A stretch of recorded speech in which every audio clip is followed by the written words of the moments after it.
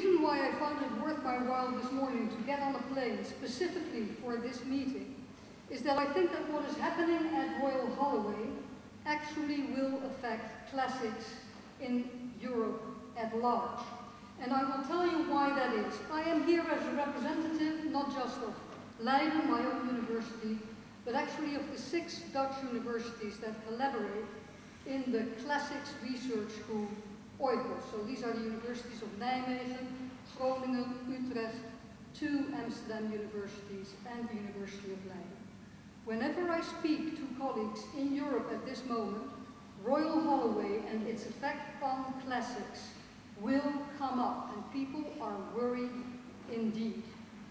What I would like to share with you is the fact that in the Netherlands we've gone through a very similar situation with a classics department over 30 years ago now. In the 1980s, at the University of Utrecht, there was a similar unfortunate combination of the classics department and some economic hardship, and the administration, somewhat predictably, came up with the same combination of 2 measures, which they always think they invent, but which actually is part of a reflex.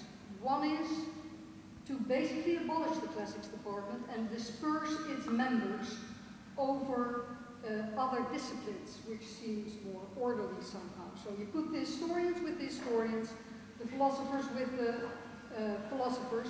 You discourage the teaching of the languages, that's the second part of it, because it's expensive, we all know that it is, it's difficult. You stop giving out classics degrees, and you deny that you've abolished the classics department. That's the sad part that comes with it. What happened in Utrecht is the following. After the classics department was closed, and the ancient historians were put with the historians, and the ancient philosophers were put with the philosophers, enrollment in classics nationwide in the Netherlands dropped by an astonishing 20%. It took us 10 years to recover from that position, and we are quite convinced that this is not just the contribution of Utrecht. They would have had about a 20% part of the national student enrollment, but it was just because such a terrible signal was given off about the importance of classics as a discipline. That was the effect on the national enrollment. What was the result for classics in Utrecht, apart from the fact that the department as such was abolished? Well, the historians did quite well with the ancient historians, and so did the ancient philosophers. In fact, these are 2 strong research groups, which are now part of the National Research Group.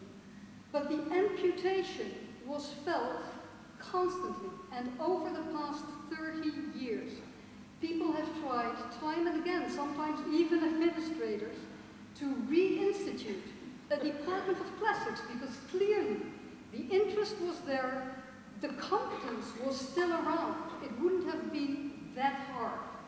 But once you destroy, you will not get back. Institutional inertia is against it. So I would really strongly urge the administrators of this university with this wonderful department, and that is one of the reasons why people have been so shocked. This is not just any classics department, it is a fantastic classics department. I would urge the administrators of this university to go easy, to listen to the students, and not to do anything irreversible. Thank you.